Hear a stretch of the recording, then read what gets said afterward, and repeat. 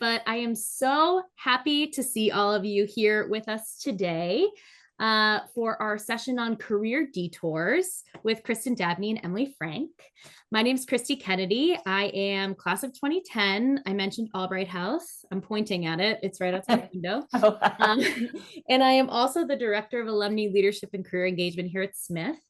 My colleague Dana, who is on the call, Dana, if you wave, she's got bright yellow glasses. Hello. Dana and I lead the alum career program. So we are the program sponsoring these events.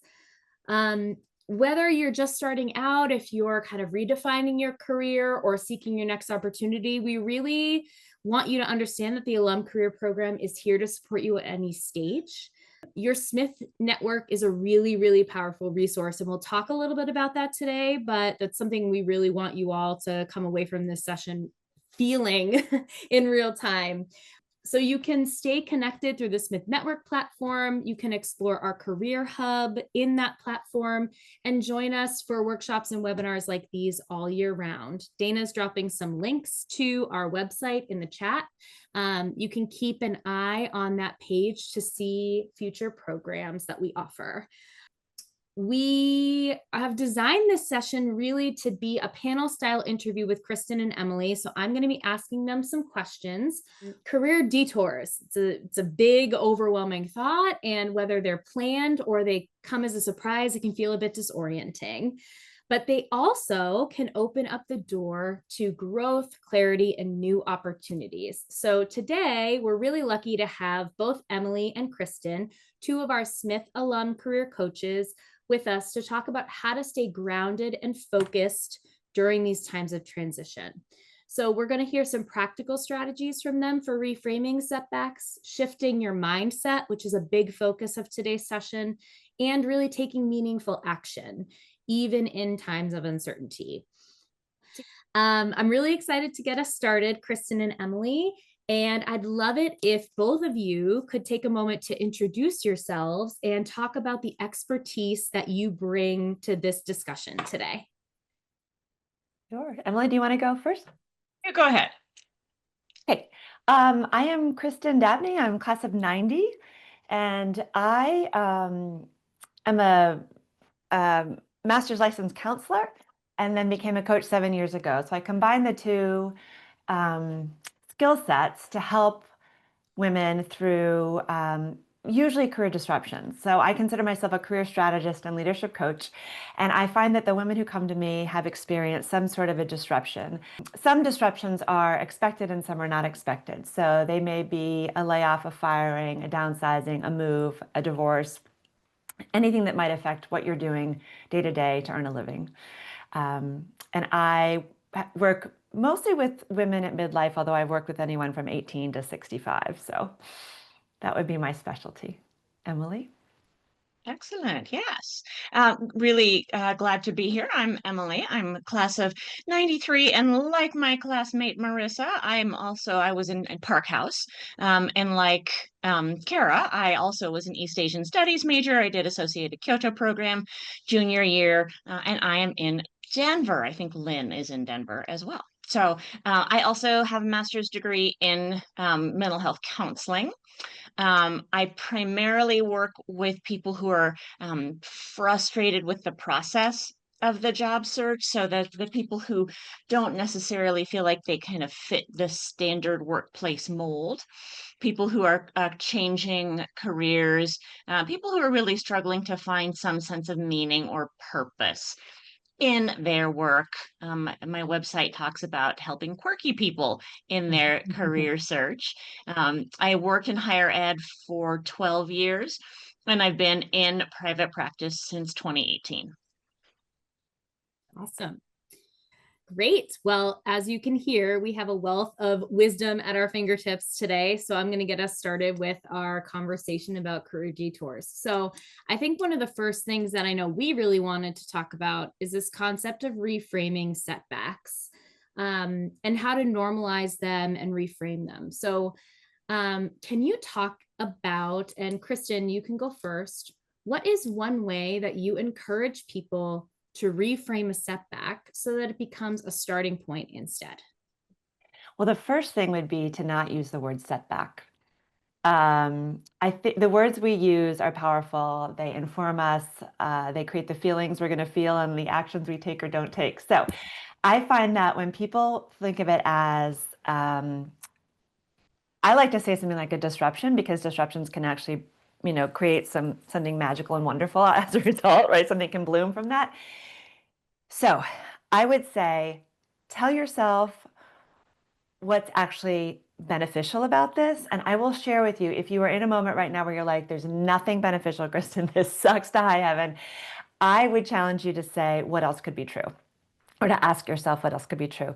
I work with so many women, I'm sure Emily has as well, who never would have left a job. But because they are forced to leave a job, there's a whole new possibility that opens for them that they wouldn't even have considered because they weren't willing to take the risk. I completely understand. Raise your hand if you can relate to that. But that would then not be a setback. That would be an opportunity for growth. And we do talk about this, that this isn't like a roadblock, it's a detour. You're not finished, right? Because of this setback. And the other thing I just want to add really quickly, and we'll talk about it a little bit later, is what I find is the hardest is that it's like an identity blow sometimes when someone has lost a job or is getting bored in a job and they've identified as a person who is this, I am this is what I do. And so that part, there has to be some space, some time for a bit of grief, a bit of internal work to decide how you actually want to define yourself. And hopefully it isn't just solely by what you do for a living. But that is also an opportunity as opposed to a setback. Mm. Yeah, it's interesting how the Absolutely. ego and kind of, and not ego in a bad way, but just No, how your it's own identity really, protective. especially here, is so ensconced in what you do. Yes. And so it can be, yes, I remember when we were talking about the title for this workshop, actually, and we had setback, we had roadblock, and both of you were like, no, No. this is a detour. This is a brief redirection, I think was the other word that we used a lot. So thanks, Kristin, for Sure. sharing that kind of framing. Emily, what are your thoughts? What do you share with people? Yeah, similar. But what I also like to think about is, since this unexpected thing has happened, let's really focus on your interests, because a lot of us have wound up in jobs without necessarily being completely intentional in the first place. So it's a really Good good point. time just to stop and think through it. What do you enjoy? What are the aspects of the prior or ending soon or whatever it is job that you would like to carry forward? What are the pieces that are really important to you? And this is true also when your pivot is more like having not been in the paid workforce for a number of years and looking to get back to it right now. We get to really think through what's interesting to you, what matters, and how do you want to carry it forward, which goes with Kristin's nice comment, important comment, I think, about thinking of it as a little bit of an opportunity and what else is possible based on this. We saw a lot of this during COVID, although a lot of it, maybe not more of it, was people suddenly realizing they hated their jobs now that they didn't have to do them for a while. Yeah. So what I'm hearing you say is it's really, both of you really, it's a good time to take stock, to take advantage of the Yeah. pause, to shift the way you're viewing this as something that really is a setback, but an opportunity that you may not otherwise have taken for yourself, especially if it's unplanned.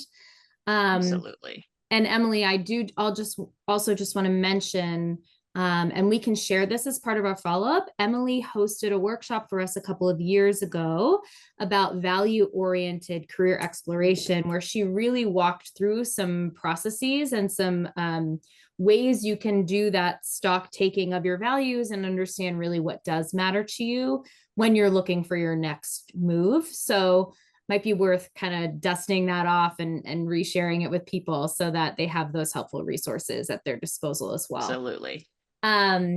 Great. Any other thoughts on that before we go to the next question? Great. Quick one. I Yeah. think it's important to mourn. You're not stuck in Absolutely. it. It's not the end of a road, but it's an end of a thing. And I think you just take that little bit of time just to admit that you feel sad about this, or angry, or frustrated, or all of the above, because these things can have an emotional impact. Yeah. Just acknowledge it. That's That's a really all. good point. Definitely. And that really goes, I think, a little bit into our next session question. When you're feeling stuck or uncertain, what's a mindset shift that can help you just get unstuck? Kristin, that's a workshop you offered for us. How do you get unstuck? How do you really begin to see those possibilities? It's easy to say that you should. How do you actually do it when you're in that space? Well, the word stack, paralysis, overwhelm rather, really all involves overthinking most of the time. And what happens when we get into a spin, when we get into that riptide, that overthinking, we take no action. And I think everyone knows intellectually that the way to get unstuck is to take a bit of action. So you can almost beat yourself up, like, why can't I do that? I know that's what I should be doing. I'm so confused. What should I do? And what I recommend is, first of all, just stop and decide that no matter what the action is you're going to take, it's going to be a benefit. There's no right decision, right action, wrong action. So if you're stuck, take that one step, whatever it is. It can be making that one phone call. It can be clearing out one drawer. I mean, it doesn't have to be necessarily related to your profession, but something that feels productive to you, something that's creating some movement for you. And the mindset shift really is the feeling of stuck is coming from a thought. So you want to really be aware of what you're telling yourself. I don't know what to do. Is that true? You probably do know what to do. This is overwhelming. This isn't fair. There are lots of things that people tell themselves that might feel really true, but those thoughts are again going to show up in your reality. If you continue to tell yourself that, you will live in that space and you won't make any progress. And also, I love the word uncertain. Everything is uncertain. Everything. I mean, did you experience COVID? Yeah. Like, no one ever thought that kids weren't going to be going back to school in September of every year. So I like to just eliminate that whole thought of like, it's just so uncertain. Things are so uncertain. It's like, well, they always were. You're just getting a reminder of the lack of control we really have over so many things in our lives. And so that was the final thing I was going to say. Then when you're stuck, you want to really focus on what you can control. What steps you can take that require nobody else to just create a little bit of movement. Emily? Yeah, absolutely. So I'm real big on small, manageable goals. So as Kristin was saying, there's not a right or a wrong way to begin in this process, particularly if you're feeling overwhelmed. You could throw a dart at a dartboard of things that you want to do.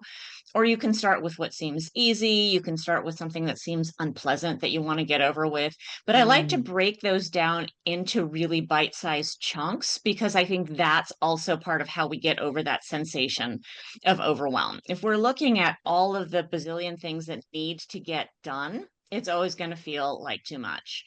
But you're not going to do everything at once. And so take a small step. Give yourself a chance at a small success, and you'll feel a little bit motivated. Oh, Love I it. said I was going to reach out to my old boss, and I did. And that was actually not too bad. And she offered to introduce me to some other people. Maybe I should reach out to those other people, right?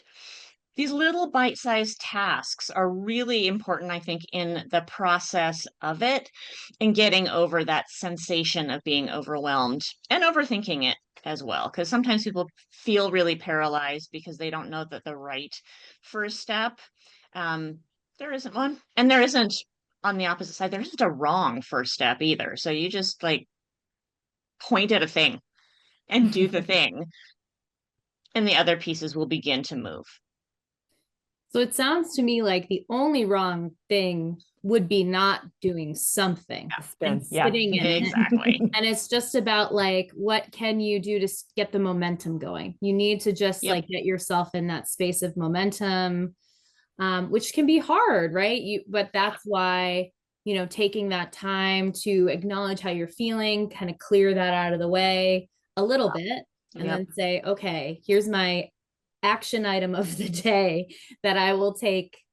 Kristin, I love the idea of like cleaning out a drawer that's not even related, to just feel like you've accomplished something, right? Yeah. It's so interesting to me, and we've talked about this a lot, to think about how much of this really is about your mindset and just how you're feeling in your body and how productive you're feeling in your body. So that makes me think of something too, Christy. yeah.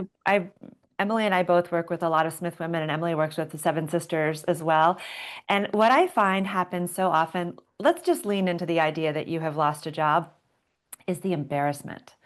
And there's no need to feel it, but if you feel it, you feel it, and you want to own that. And I just started working with a woman actually last week, a Smith woman who has been out of work for a year, and she hasn't reached out to that many people because she's embarrassed. And that's what we really have to work on then, is not eliminating embarrassment, but just doing it anyway. So you feel a bit embarrassed. Why? What's going on? It's usually the ego, right? It's something I should, and it's usually a should thought. I shouldn't be here. I should have seen this coming. I should have found a job more, 6 months ago. I mean, Emily, do you find that too with people, that it's Absolutely. that Yep. keeps you Yeah. stuck, In hey, fact, friends? keeps you. And one of the things I tell people all the time is the Albert Ellis quote: "Don't should all over Don't yourself." should. Exactly. Right? And we get so stuck in it, and we have shame and embarrassment over things that we shouldn't. Yeah. Losing a job How funny that in we shouldn't. various ways. We shouldn't. And one of the things about losing a job, however it happens, is that most of the time there isn't really anything that we did wrong, right? Yes, It's a right. case of not being a good fit. It's a case of the company downsized. If you're a federal worker, we all know what happened there. Yeah. There's just stuff that happens in life, and we could beat ourselves up, but it's not helpful. So yes, feel it, admit that you're feeling it, and then just take that action anyway. And Bite that bite stick. I love that, but I'm going to share this because it just delights me. So this particular woman who has been spinning for a year, I asked her just to simply go on LinkedIn and start to build her Smith connections. And we, together crafted what she would say to each person when she was inviting them to connect. 3 days later, a Smith woman said, "Oh my gosh, I have a dear friend who's looking for someone who does exactly what you do. May I connect the two of you?" And she just roasted to me, and she's like, "Holy shit." Like, she said it like, "You're not stuck anymore." Like that, Right. but it took her realizing, like, this is really normal. It's part of everyone's process in life. I mean, everyone's lost something, a job, a dog, money, something, right? I mean, it's going to happen. Right. So, but just her doing that one thing, I have no idea if that will lead to a job or not, but it sure led to confidence that she's on the right path and that what she does is necessary and there's a market for it. There was obviously a market for it. It's been her career, but we can also talk ourselves out of that. Like, I'm too old, or there's no place for me anymore. Like, okay, well, that will be true. You will make that true if you keep entertaining those thoughts. So anyway, I just love that so much when she was like, "Oh my gosh." No, that's great. That's like a perfect reminder about this network. And we're going to talk about networking in a little bit. Yeah. But, if you're feeling really stuck and you're feeling really unsure, I would suggest that fellow Smithies are a great place to rip the Band-Aid off, a little training wheels in the situation. Feels very much safer. Yeah, because you share that, you have that shared experience, and also just having worked with so many Smithies over the years, I've never met one that wasn't really willing to help if they could. Yeah. You also never know when the thing you're offering will be the thing somebody's looking for, like Kristin just said. So I think it's really easy to let your own framing of the situation get in your way. And what I'm hearing from these two very experienced coaches is that can be the thing that keeps you there. Moving on, want to talk, we've also talked a little bit about pauses, taking stock. I want to hear specifically in your coaching practices, what are some exercises or kind of what's a question you pose to people to really help them figure out what's working and what's not? Like specific exercises you may give to a client in that situation. Yeah. One of the things I do, in addition to working through the values, usually at the front end of things, is really think about interests. Again, I mentioned it earlier, but I think this is such a key place to really begin to think through things, because we can get a little bit hyper-focused on our skill sets. That's a good I point. am good at Mhm. being a third grade teacher, Mhm. whatever it is. And so pulling back a little bit and thinking, okay, well, there were aspects I liked of being a third grade teacher, but it was a bit of a heavy lift. I was always on call, as it were. I didn't really get time off. I felt the need to buy supplies for my students who couldn't afford them. And I was a teacher, so I wasn't making the big bucks. So we just kind of pause with those things. We think about, well, these pieces were good. These pieces were maybe less good. What else is interesting? Are there pieces that were missing in your last round of employment or non-employment, volunteerism, any of those pieces there, because that is interest, that's a set of interests you've had probably for longer than just the past Mhm. handful of years, and really thinking through it. And that's, I think, also a little bit of a mindset shift, because you can then begin to think about this as that um, opportunities may be a strong word, but maybe a chance to go in a new, exciting, shiny, different direction. And the values piece, of course, is part of that as well. Kristin, how about you? No, that's beautifully said and so true. Similar to you, I love to do two certain things. One is to remove the job title, the job, the industry from what you actually did and focus on what did you love about? Like, what did you love about being a third grade teacher? I love instructing people. I love the organization. I love the creativity.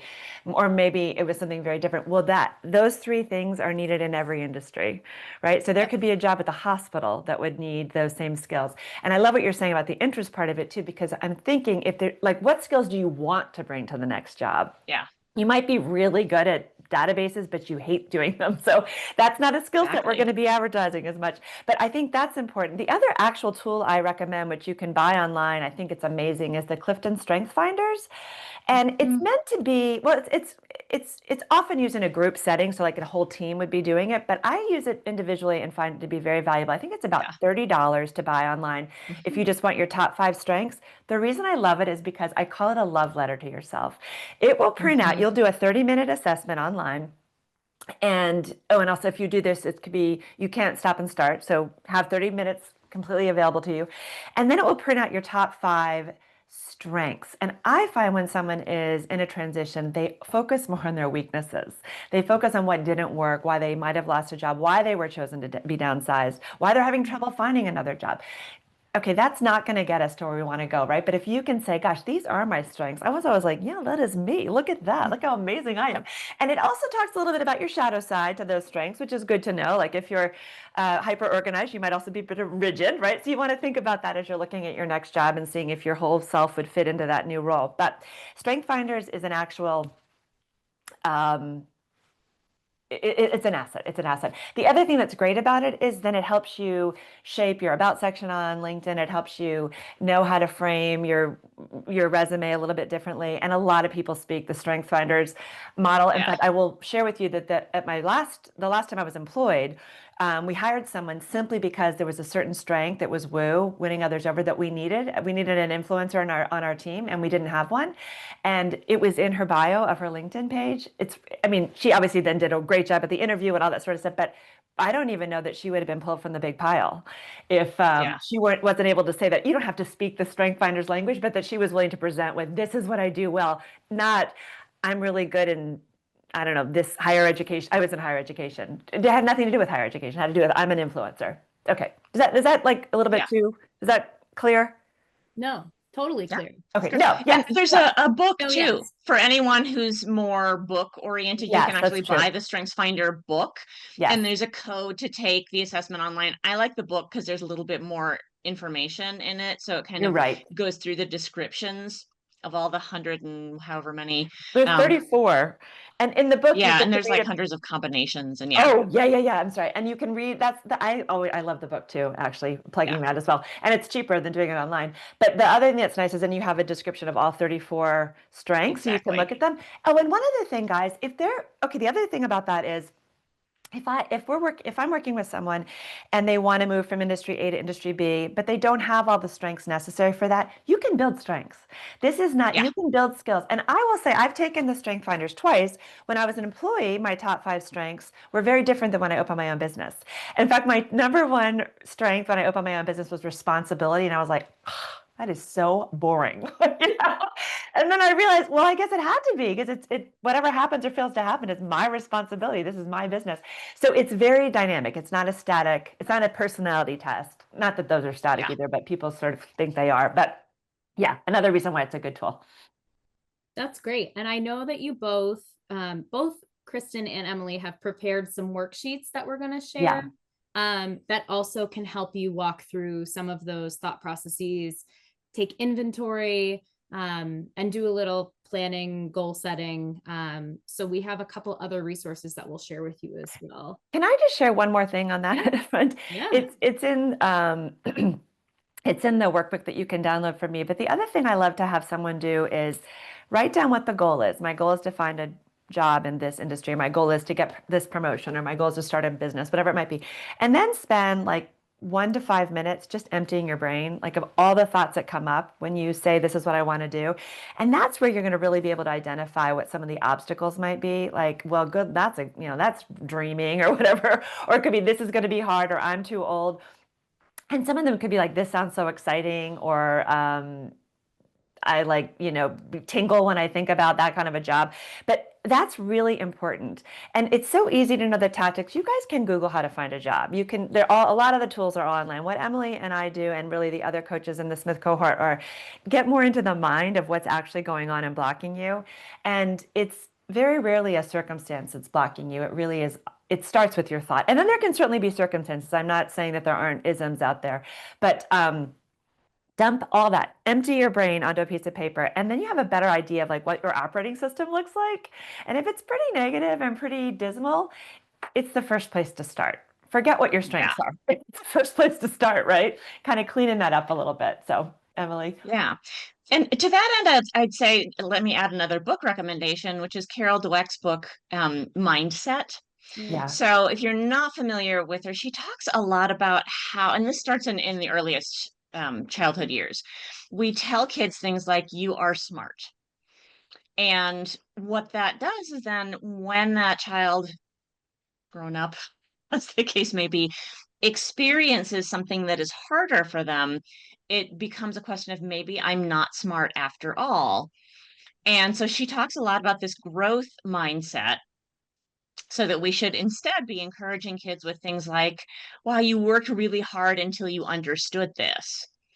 And I see you put a lot of effort into this, because then that gives us the tools as we go through the rest of our lives to actually frame it that way. Oh, this stuff is actually really challenging for me. How have I handled things that were challenging in my past?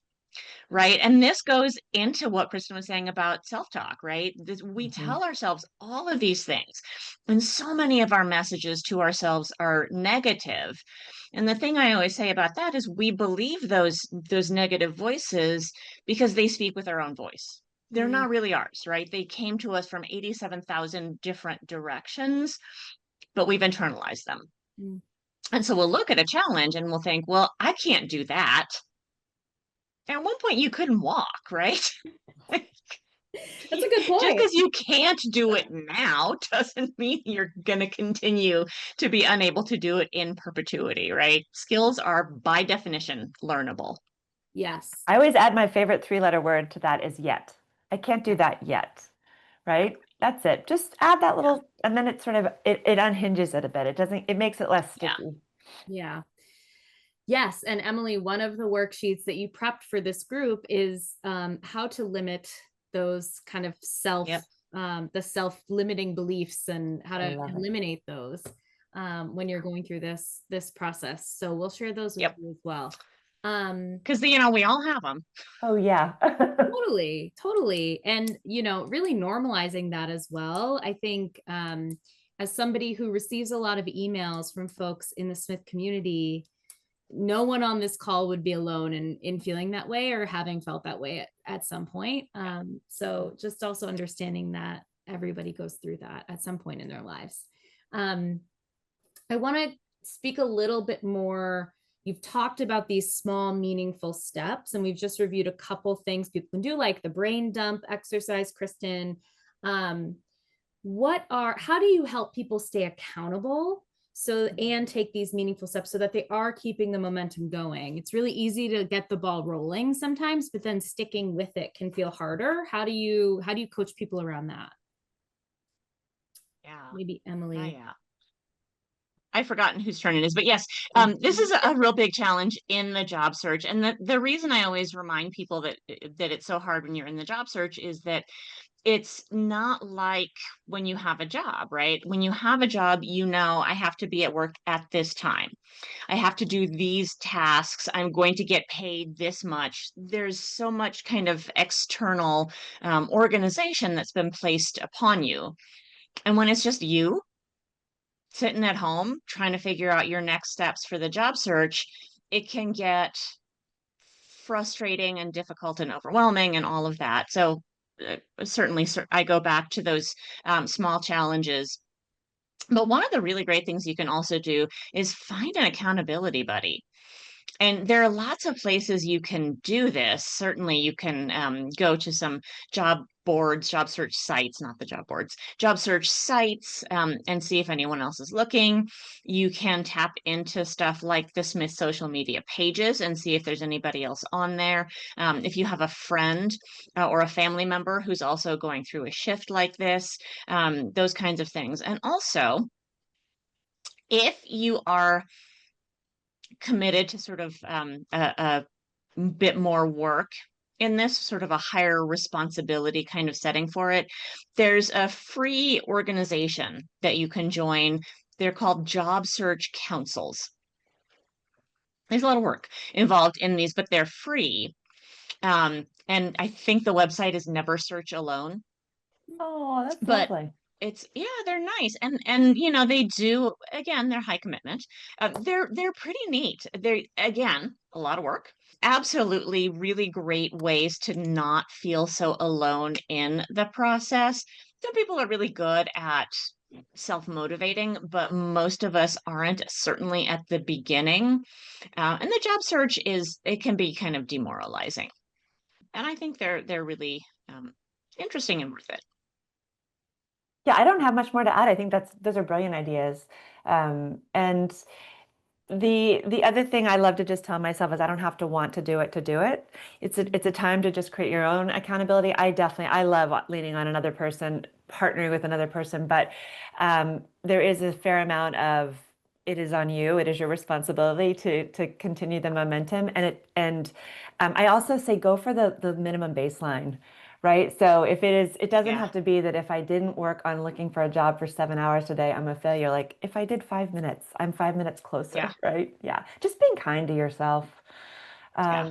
And I think we're going to talk about this in a moment. But the other thing about the accountability and what Emily just said when she started was don't let it be a full-time job finding a job unless you want it to. It's too much. It's too much. It's a lot of, it is a lot. So I think accountability kind of wanes too when it's just like it's all you're doing and you're burning out. And well, I'm skipping ahead, but yeah, let's just say that. And I was going to take it there actually because Okay, you're segueing really nicely into it. So why don't you talk about? I think it'd be great to hear some tips about how do you avoid taking the other approach where you're just all job search all the time. Thoughts on that. Kristin, maybe you want to keep going. Sure. Well, I just one thing I love doing is there are 168 hours in a week. And if someone is committing to job searching, then I ask them to choose how many hours a week they'd like to do that. And then what are the hours? So are we taking the weekends off? Is that when we're networking on the weekends? Whatever it might be. And actually put it like it's an actual job in your calendar. I also highly, highly recommend getting up in the morning, doing whatever you did before when you had a job, whether that was walk the dog, exercise, make the coffee, read the devotional, whatever it was you were doing before, keep that going. Yeah. And then set the structure, get out of your sweatpants. And at a moment's notice, I always say at a moment's notice, you want to be available for a Zoom call when you're job searching, right? And not like, oh, shoot, like someone's calling. And this might sound a little rigid. It's not meant to be. It's meant to create some structure. And that is also proving to yourself that you are accountable. Oh, I did get up. I did do what I said I was going to do. I am dressed. I'm showered, whatever it might be. Then you've decided how many hours a week you want to work on the job search. And of course, you want to be flexible with that too. If someone's available for a call at a time outside of your block, that's fine. But then you fill in all the other things you want to be doing, because also, friends, it might be time for a bridge job. You might need to have an afternoon job or a morning job or a weekend job, or you might want to see about starting that business and you want to add that into the mix. Or maybe you're just so burnt out that you just want to play. Like, I'm just going to read every book I ever wanted to read that I haven't had time for before. I'm going to, whatever it might be, I'm going to be a tourist in my town. But it's better when there are boundaries and it's not blurry, like, oh, I should be job searching instead of being at the museum. No. You're a whole person, a whole woman, and you want to be able to still be feeding yourself, your brain, and all the other good things about you. Absent of that. And I'll tell you what, it's often those times when you're playing or you're having your artist dates, whatever, where you meet new people or you get some new opportunities, or you just think differently, like, wait a minute, it didn't even dawn on me that maybe that would be an area I'd like to go explore. So that's what I would recommend. Absolutely. I totally agree. And this is even true with starting a business. When I first started my business, I found that I had to put things on my calendar, like when I was going to exercise, and I had to put lunch. I had to block off an hour that was lunch, because otherwise I would start thinking about lunch at like 10:30. Or I would get into some kind of zone where I was just working too much and I would skip my lunch, and then I was tired and grumpy. And so I really broke it down. I generally tell people to make them small, manageable tasks, though, again, in the calendar. Because if you put, 4 hours update resume into your calendar, realistically, what are you going to do? You're going to find videos of cute baby pygmy hippos, right? So you want to make it small so that you're actually going to focus on it. But the nice thing about setting a timeline for yourself is that then when the end of your time comes, even if most of what you've done has been staring at a blank screen, thinking about, what am I going to say in a cover letter? How do I want to update my LinkedIn profile? Who are the people I want to connect with? Whatever the heck it is. You've still set your brain up to do those things. The other thing I'll add is that when you have a more onerous feeling task, when you know you've just got to get this one thing done and you don't want to do it, immediate rewards. So, and small, right? I don't eat the whole bag of the Dove chocolates, but when I know that I got 5 people's resumes that I have to give comments on, because resume reviews are not super exciting. I'm willing to do them because I like to help my clients out. They're not exciting, right? It's a lot of dry looking at people trying to frame their accomplishments. And I know that going through that is going to be tiring. But I also know that I have to maintain motivation to do it so that I pay good attention to them. And so what I usually do is I'll grab something like one of those little Dove chocolates or something like that. And I put it just behind the top of my monitor. I can see it. It's right there. It's in my eye line. I can't have it until I have done this task. And that really helps maintain the motivation, because you're not getting paid to do a job search, right? Even if you're getting paid poorly in a job, even if you hate the job, you're going to get a paycheck at the end of it. And that isn't a thing that we have in a job search. I love that. I love the kind of the reward system you're building for yourself, the chocolate as payment visual to get to the money as payment outcome we're looking for. This is, I'm not the coach, but one of the things that I often do is I'll time how long something really takes, because you tell yourself things take, especially if you don't want to do it. Yep. You tell yourself it's going to take so long. So one resume review, you're like, oh, I need 30 minutes to do it. You do it in 5, and then you're motivated to maybe do another one. That Exactly. helps Really me good when I have to point. fold laundry. Not the same thing, but perhaps could be useful in this setting Yeah. for taking a small actionable step that you may have to repeat several times in a row. Okay, that's great. I think we'll get to our last formal questions. My favorite topic of all time is talking about how to network and create connections. Something I feel very passionately about is the value of the Smith Network, which we all know. But, even within this like safe, tiny pond, it can feel intimidating to build connections, especially if you're trying to pivot into a new industry, a new field. Talk to us about an approachable way to start building a network that actually is energizing and is not just scrolling on LinkedIn for hours at a time. Help us with that. Yeah. Yeah. Is that me first? I can't remember if I'm the, okay. Yeah, Kristin, you can go ahead. I think we've alluded to it before, but if you don't, I'm gonna speak this and you could write it down and then go do this if you haven't before, but the Smith Network is phenomenal, phenomenal. You go to Smith College on LinkedIn, you click it, and then there's a bar of different things like jobs and information to that. You want to go to alumni, you click alumni, and then 35,000 alums. It will say we have 35,000 alums about in our network. In that box right there, you can put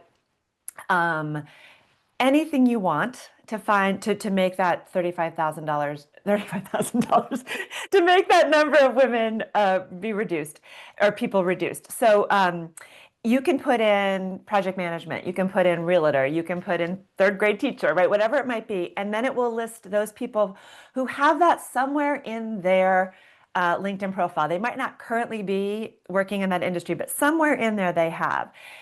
Then you can click connect, and then you send them a note. It's very simple. And I like to just simply say, and maybe I hope that I'm friends with some of you on LinkedIn. If not, come to my LinkedIn today, go to Emily's today, connect with us and I just say, Kara, I'd love to add you to my Smith Network. And then I just put period, Kristin -90, my year 90. And I have a goal for myself every week to keep adding and adding and adding to that, because I know that is a group of people for whom I'm a great match if they need a career coach, but they're also great matches for me because I help a lot of my clients network. So I want to know all the people in all the different fields so that I can say, try this, talk to this person, talk to this person. That is the most obvious way to network from behind a computer screen, right? Of course, going out into the world is really important too, and letting people know. This is what I find people do. They don't tell people that they're looking for a job or they're really casual about it. And sometimes that goes back to the embarrassment. And the woman to whom I was referring a moment ago was saying she just feels like she might sound desperate. Well, you don't have to sound desperate. I mean, if you are desperate, you're desperate, and then you need a bridge job. Like then it's time to go find some other thing to do to make some money while you're looking for work. But you need to tell as many people. I remember that that's actually something that I heard at Smith that was not accurate. I remember that the head of the CEO said, it's not what you know, it's who you know. That's not true. It's who knows you. So it's not who I know, it's who knows that I'm looking for work. They might know all the things about you.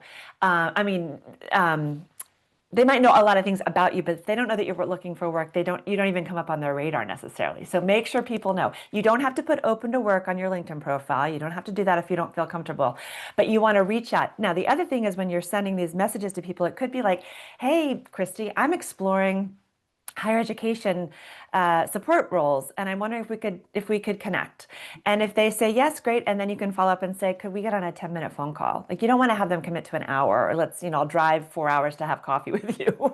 But something like that, I think, is it's a good use of the network. And as Christy said, I have never, ever, ever had someone say no to me. And I don't think I have a big ask, though. It's usually, can we talk for 10 minutes or just back and forth this way. So that's okay, Emily. I have to plug. We Yeah. love Network. LinkedIn. We love app. LinkedIn around here. And I'm going to share with you another resource that is Smithies only. Kristin, it's both. You can do You're so right. You're totally right. Yeah. I'm dropping it in the chat. So we have an online platform that is an alum directory. This is known as the Smith Network. Very easy to remember, and we want it to be what we say it is, which is your Smith Network. So you can log in. Every alum with an email address on file with Smith is in this platform. You have the ability to send them a direct message through the system that sends them an email to their email address we have on file for them. You have the ability to update a profile with information that's relevant about you, who you are. You can share identity information there. You can share an industry that you've been in or you're interested in there. And then you have the ability to search for people based on those same things. So this is like, LinkedIn, you can't necessarily look for things that are so Smith specific. In the Smith network, the people you're finding are Smithies, and they know you're a Smithie when you're reaching out. So it feels a little bit, more insider, a little closer. It's a great resource for finding people. And then it's also a great resource because we have our career hub in the platform where you can gain access to things like free LinkedIn learning access, which is super helpful when you're in a planned or unplanned detour for upskilling.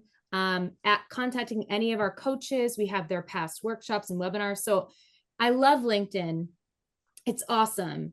And we want to make sure you're hitting it from all directions. So smart. And I've been reached out to many, many times this way. I've met a lot of Smithies this way. So I can't believe that I didn't start with that. So thank you, Kristin. It's okay. It's my job to remind us all. That's good. So, you're right. No, it's a great resource. So just my 30-minute long plug for the network. Emily, what do you have to say about networking?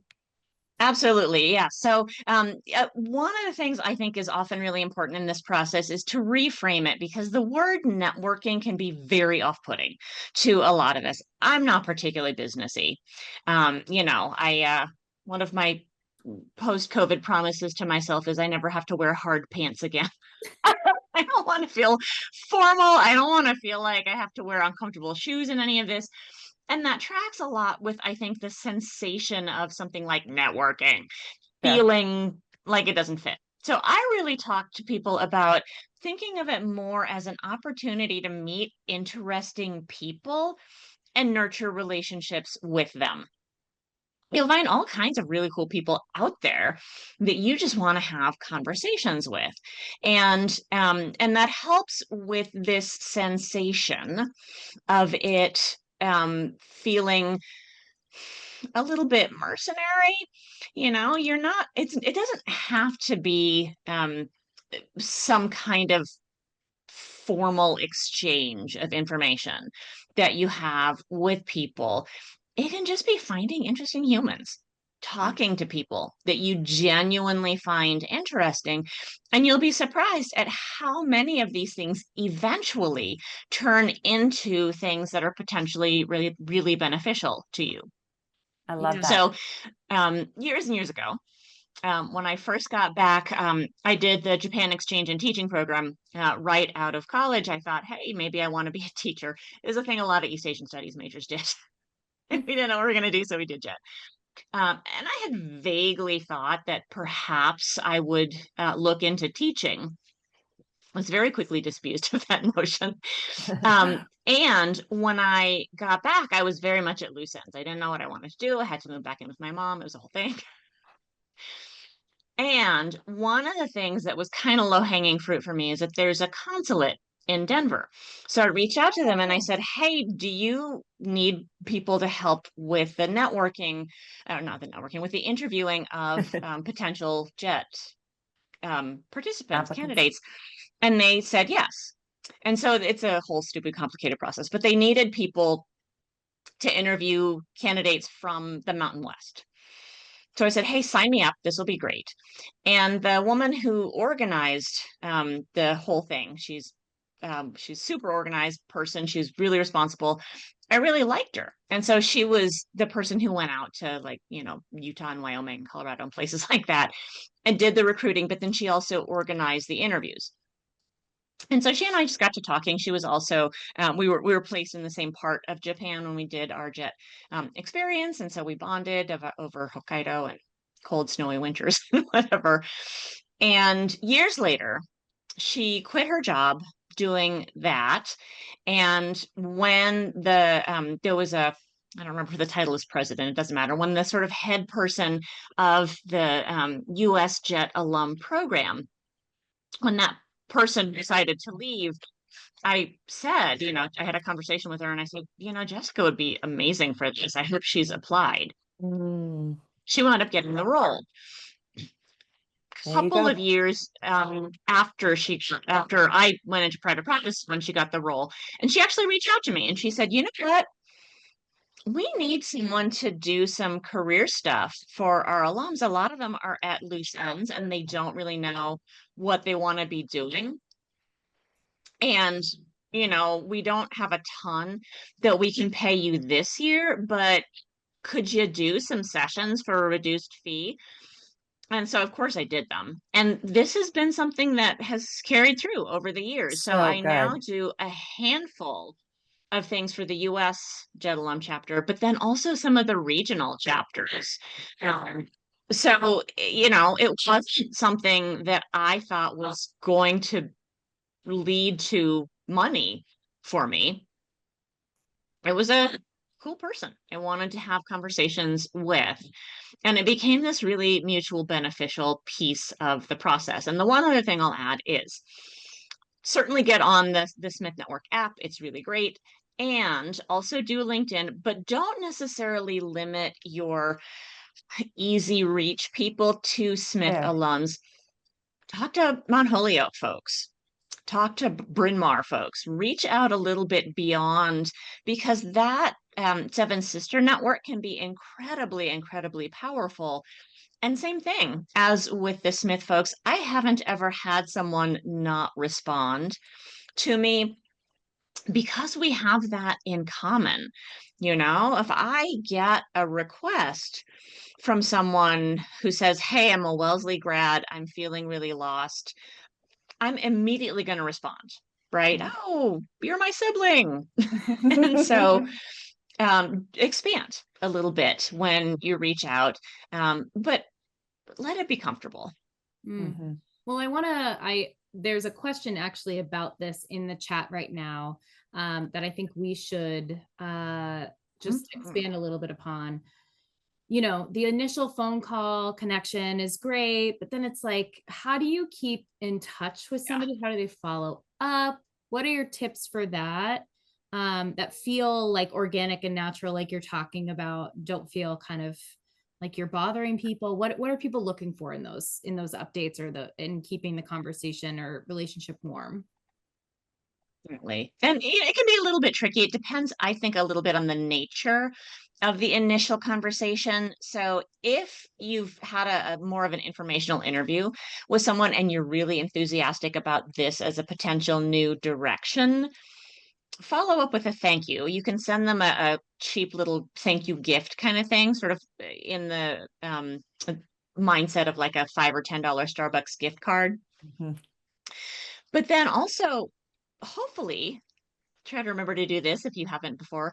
Try to end those conversations with a question that's something like, this has been so great. I'm really excited about this field. Who else do you recommend I reach out to? And may I use your name when I do? 9 times out of 10, your contact will say, oh my gosh, let me introduce you to my friend Beverly. She'll be a great person for you to talk to. And then they might forget. And so you have a really organic way to reach out afterwards. You get to say, hey, again, Kristin, thank you so much for talking to me. I really enjoyed meeting you. I think this is a great field.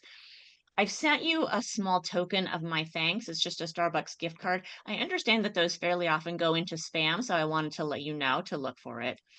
Thank you also so much for offering to introduce me to your friend. I'm really excited about getting her contact information and reaching out to her. If the person has already provided you that information, once you have that conversation with that sort of next along the line person, you reach back out to your first person and say, thank you so much for introducing me. That was a really informative conversation. Your contact has connected me with 3 other people. That kind of thing. If it's more of a casual conversation, don't make yourself crazy. Reach out periodically. Hey, did your cat have her kittens? That must be so exciting. Like it can be a really organic outreach. And I'm seeing Oh, I was just going to point to something someone's saying in the chat, which I really like. Ooh, tell us. If they want to stay in touch with a networking contact, to ask them in the initial informational interview if you can contact them in the future to ask their opinion about an organization or a company or a person at the organization. So smart. And this is so true. People love giving their opinions. So Absolutely. it's an easier way to keep that going. So I really, really like that suggestion, Claire. Thanks for putting that in the Brilliant. chat for people. That's really good, Claire. I would also say I look at that as a two-way street too. It's not just that they're giving you information. If there's something you can do for them, do that for them. And it could very well be, when you just talked about the cats, it could be that I just read this great article on birthing cats that you might find interesting. Or, I mean, but it's like, you want to make sure that you know that they know that you were listening, and you weren't just there to take. If you were there just to take, fair, but then it's probably not going to go that. You're probably not going to be the stellar networker. Think of it as relationship building. Exactly. Yeah, that's key. Okay, so we have a couple specific questions in the chat that I would love to tackle in the last 20 minutes that we have together, 25 minutes. How do you avoid over-indexing on the last job you had when envisioning what you want for your next opportunity, especially if it was a negative experience? Who wants to take that first? So I don't know what it means to over-index. Lita, are you here? Can you share a little bit more about your question? Yeah, share the situation. Yes, thank you. So I'm in a situation where I wasn't fired or laid off, but there was a rupture between myself and my boss, and it became clear that I couldn't stay in the position, and there was no other job for me at the company. And it was a super negative experience, and I quit so that I could protect my mental health, essentially. And good choice. Always. I applaud it. Thank you. I wish I had done that at many previous jobs, but I never did. And now I'm wondering, I'm only at the very beginning of my little career hiatus, and I'm wondering, like, every time I even try to sort of like spitball, okay, what could I look for? What other direction could I go in? What do I like? What do I not like? The only thing that's in my mind is aspects of this most recent job. And all I can really think of is like, oh my God, I don't want to be in this situation again. So like, I know it'll probably come with time, but I'm wondering if you have advice for how to sort of think big picture when you have this one recent experience that's like dominating your psyche. So Lita, I'll start by saying it's actually really common. This is a thing that happens really, really frequently in the world of work. I always say it only takes one person to toxify an entire office. So definitely a thing that can happen that's very normal. I mean, it stinks, but it is something that happens. The first thing I tell people is give yourself time off, like seriously off. Try not to think about it. If we do need to consider a bridge job, find something that's enjoyable, not a big sort of intellectual lift, just something where you can like whatever, stock grocery store shelves and not think about it anymore at the end of the day. So you do need that recovery time. You need time to kind of go through it and mourn it. First step, give yourself time. Second step is try to reframe it in terms of what is the opposite, right? So you think, oh God, I need to avoid that again. And then you think, okay, yeah, I absolutely need to not be doing that one thing again. What is the opposite of that? I need to not have a micromanaging boss. Okay, what does a not micromanaging boss look like? Who would that be? And you may have some folks from your background that you'll start to kind of remember as you go through this, but you also may very well not. And that will help you begin to make a little bit of progress with this. But in those less than ideal circumstances, when we do have some sort of negative energy around the last job, it may very well take a little bit of time just to kind of swim out of that bad feeling. With it, again, I think both Kristin and I would be more than glad to talk to folks individually if you do want to think about something like a bridge job, because they can be really great and very healing. You know, if you're working at a pet supply store, you're going to feel really fast, really quickly, because you're going to learn all the new challenges and stuff. So, Yeah, Kristin, what do you have to add? yeah, I agree. I'm sorry that you were in that situation, but what I like to do too is, and remember, when we work as coaches, we're not your best friend. We're not your friends will tell you all the things and say, yeah, that person was terrible. Da, da, da, da. That's Yeah. not going to serve you to have an observer say that. What I would like to say, would ask you would be, what did I learn from that? How did I grow from that? Like I like to think of things that as very open-ended questions, growth questions, not dead-end questions.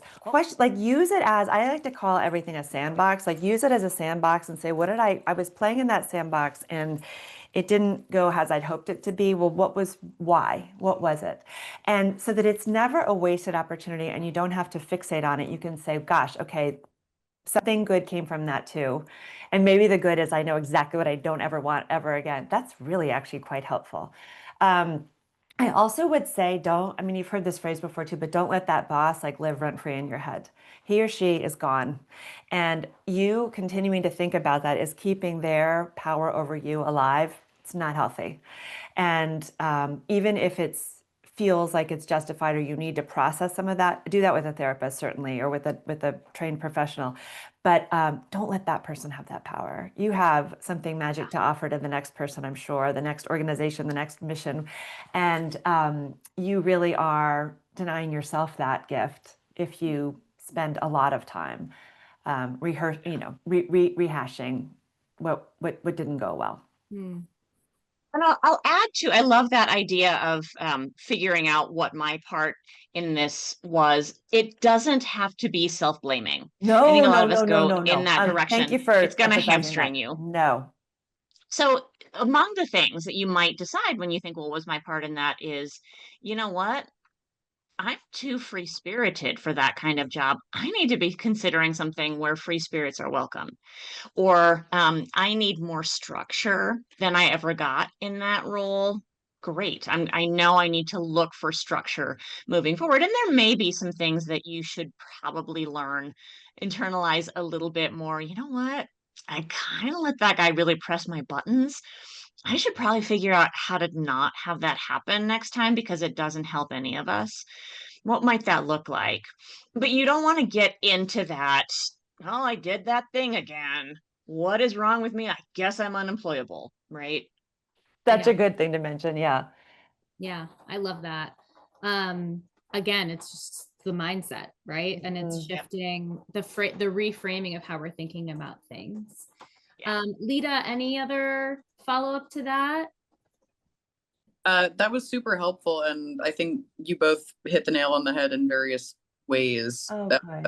about trying to sort of like get over and contextualize those experiences and and not get just stuck in this negative thought loop. I think for me, it's been particularly challenging because I've been working in a weird niche industry, and Mm. all of the experiences that I've had have been negative in some degree, like Oh. from like outright abusive to just sort of dysfunctional. So I think now I'm to the point where it's like, well, maybe look for a different industry if this is just the way things are. Yeah. Yeah. Maybe Yeah. your bigger learning right there. Yeah, exactly. That's exactly. Okay, next question. This one is about how do you know when it is the right job offer to take rather than taking the first offer you receive as an early career professional? Want to gain experience, even though it might not be exactly the job that I'm excited about. And there was a +1 on that question. Someone else was wondering the same thing. So let's Nice. dig into that a little bit. I'm going to say one line and then I'll give it to Emily, but there's no right or wrong decision in this case. You make it right or wrong with what you tell yourself.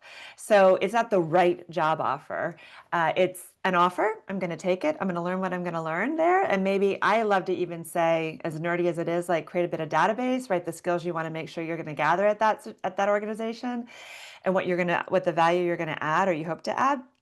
And then when you feel like you've outgrown it, you move on to the next one. But it's not a wrong offer. Now, if you feel as if there's some niggles in there, like, well, but I didn't really like the person who interviewed me or the boss I'd work for, well, then it's not probably a fit. But if you're talking about, I don't know if this is perfect, there's no perfect, and you're just, especially when you're early career, just just jump. I say just jump and get the experience and then keep gathering more and more experience. So, Emily? Yeah, definitely. I have 2 points to add to that. So, one is certainly, I mean, this is actually a side point.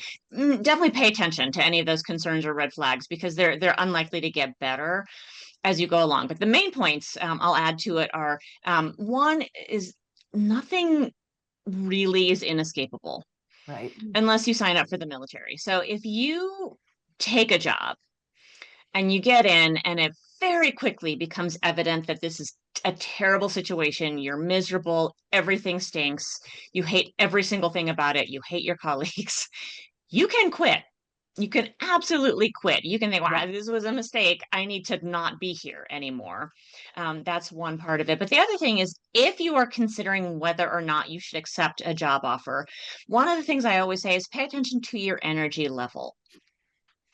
If you're thinking, oh, I should probably say yes, they made me an offer, nah, you're not that excited about it, and you're therefore probably not going to put a whole bunch of effort into it because you're starting from this kind of enervated place. If you feel equal parts nervous and excited about the job, they can be a little bit hard to differentiate. It might be a really good opportunity for you to get in and learn something. And I love Christian's suggestion about the things you want to learn from it, the goals you would have from that job, particularly if it's going to be more of a stepping stone. This is something you can do even with a bridge job. I have a client who calls it a taxi job, getting you from one point to the other, right? And so you can do this with a lot of different things. And the nice thing about that is if you know this role is going to be a stepping stone, you'll have it written out somewhere. And you'll know once I have accomplished these 3 things, I can move on. I am free to pursue other things. So actually, let's kind of follow that thread because there is another question about bridge jobs. Yep. And while you're talking about this, let's answer that one and then we'll go back to Yennesee's question. But someone looking to make an industry shift, looking for a foot in the door in the new industry. So thinking about a bridge job, how long, what is the acceptable length of time to work so it doesn't come across as job hopping? Is there an acceptable, like, what does that look like? Yeah. I don't, when the bridge job is related to the industry you want to go to, I don't consider that a bridge job.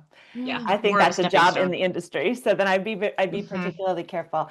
I think of a bridge job as something unrelated to the things you've been doing before that are strictly to get money probably, or, and maybe barista work. I was going to say, and maybe to like calm your nervous system. Like if you've really come out of something like Leila was just saying, like working at a flower shop might really be excellent. The other thing about a bridge job is I also think there are lots of bridge volunteer roles. And I find that if you volunteer for something, you get far more responsibility than if you're going to try to find the same in a bridge job if you're shifting industries. So if you really want to become a web designer and there's some nonprofit in your town that has a terrible web page, you could raise your hand and say, I'll teach myself and I'll do this for you for free. And that is a way to gather those skills, Kara. So it doesn't have to be paid work. And remember again that volunteer roles usually give you far more responsibility than a paid job would if there's specific skills you want to be building. So, Emily. Yeah, and the other thing is that the landscape around acceptable time in a job and job hopping, this is changing a lot. And part of the reason it's changing a lot is that younger folks are very specifically going into particular roles with the idea of gaining a skill set. Yep. Which they can then parlay into a role at a different organization or in a different industry. Probably that's going to pay them better. Certainly that's going to give them more growth opportunities. So don't get too stuck in these kind of numbers stories that we tell ourselves. I must stay in this job for at least 12 months or it's not worth it. Instead, we can focus on what's the story you're going to tell about why you left that job. Because sometimes you can accomplish a lot in a job in 3 months. You probably at some juncture will want to frame that as more of a contract kind of situation. If you've learned what you need to learn in that 3 months, and you can likely parlay that into a different kind of role, don't be shy about doing it. We just work on the story you're going to tell about it.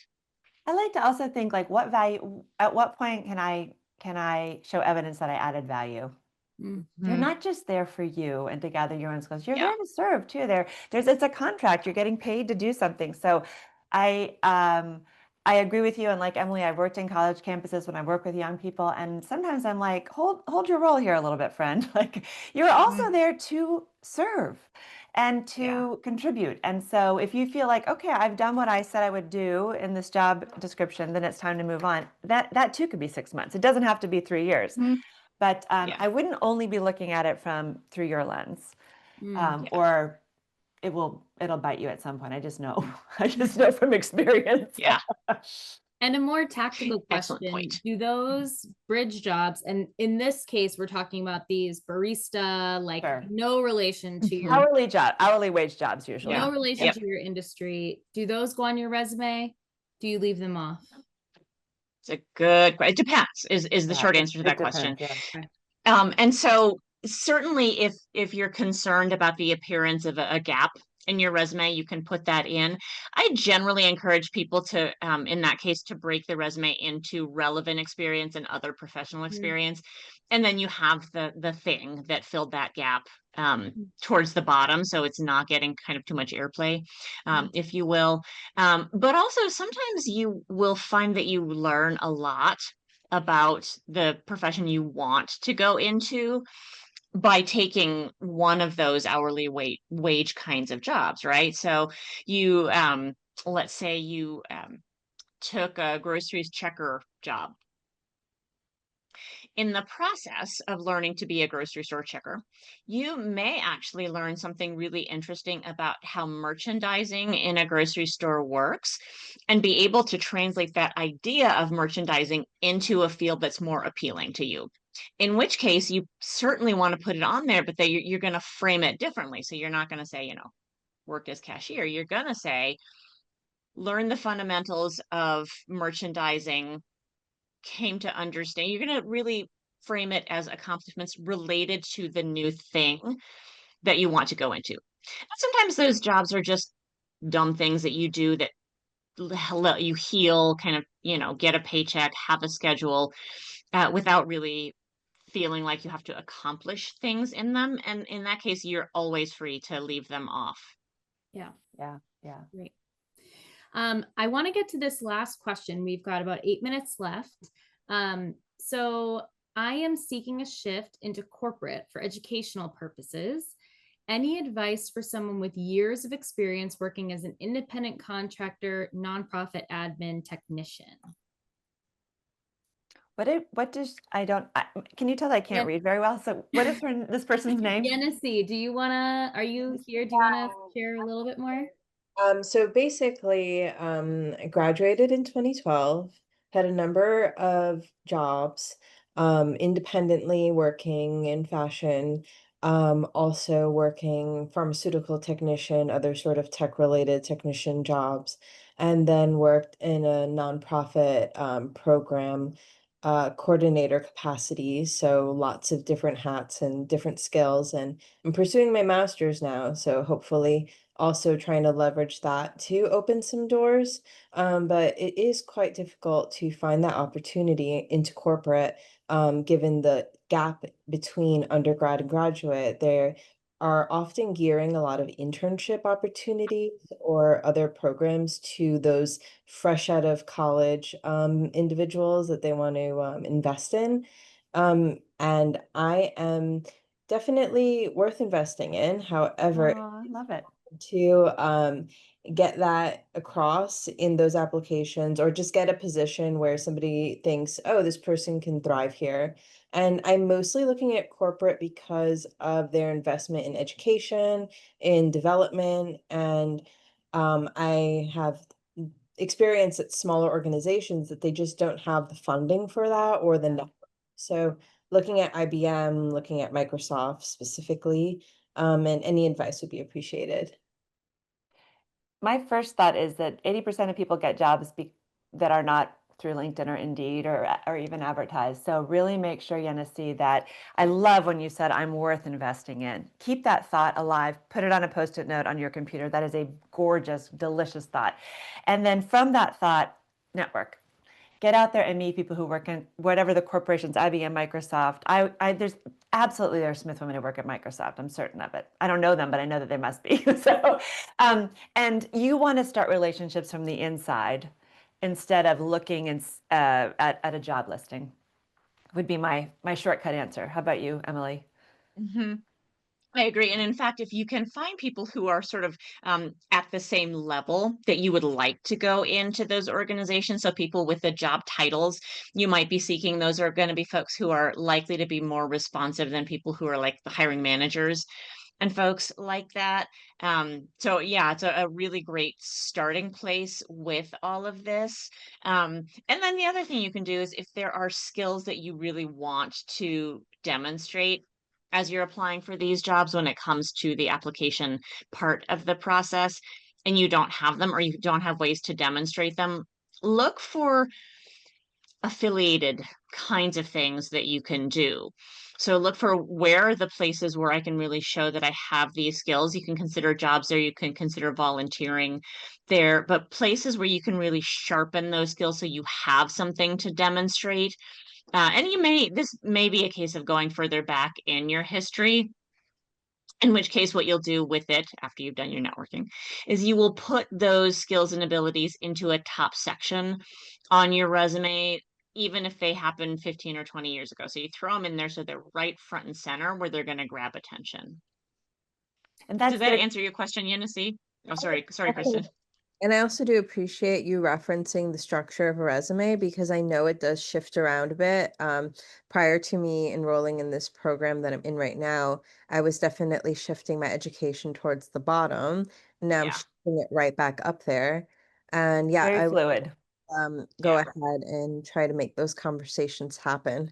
Thank you. I just want to mention, while we were here, I did a quick search of the network app for IBM and Microsoft. And I will say that there are 49 alums at IBM and 35 who have Microsoft listed as an employer. This is Come on, Yenisei, right there, red carpet. So that's a lot of people you could reach out to.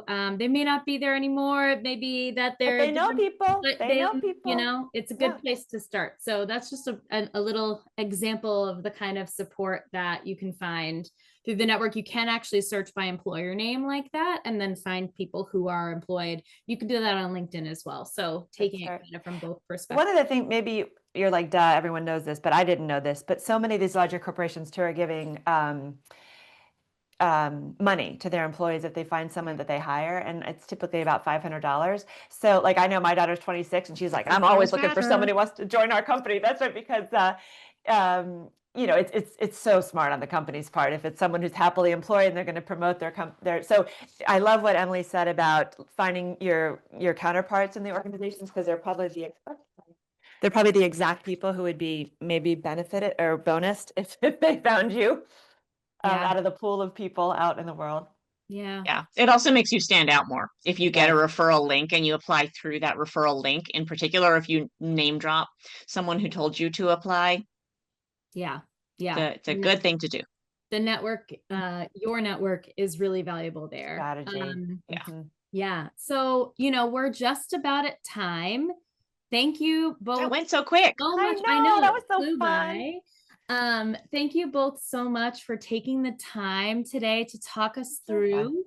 And Emily and Kristin are both a part of our Smith Alum Career Coaches cohort. They are contactable. We have them up on our website. We will share that with you as well. But please, if you want to go further, if you want to connect more with either of them or any of our other coaches, please reach out. Take advantage of these resources that are available to you, connect into your network, and we hope that you'll join us again for another one of these great sessions in the future. Connect with us on LinkedIn and through this process. Yes, please. Yeah, absolutely. We love reach out to us. Thank you. you. We're happy to talk to you. We'll speak at no cost to any of you if you want us to brainstorm with you. I mean, that's part of our commitment to this. Absolutely. Yeah. And now Good. I really am saying goodbye. Okay. Bye, everyone. Thank you. Thank you all so much. Take care, Bye. everyone. Bye.